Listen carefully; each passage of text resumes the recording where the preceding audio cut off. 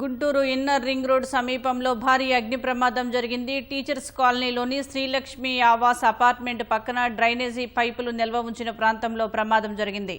పైపులు అంటుకుని మంటలు ఎగసిపడటంతో దట్టమైన పొగ చుట్టుపక్కల ప్రాంతాలను కమ్మేసింది. దీంతో స్థానికులు భయభ్రాంతులకు గురయ్యారు. వెంటనే అగ్నిమాపక శాఖకు సమాచారం అందించారు.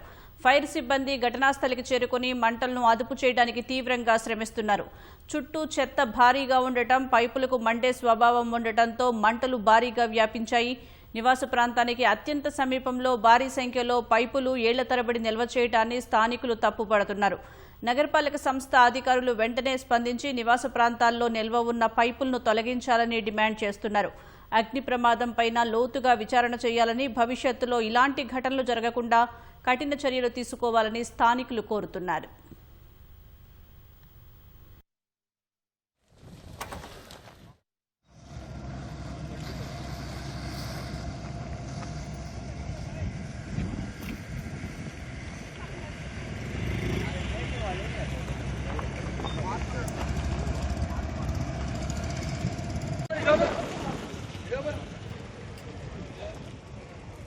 ఫోన్ కొట్టేసి ఆల్రెడీ మీ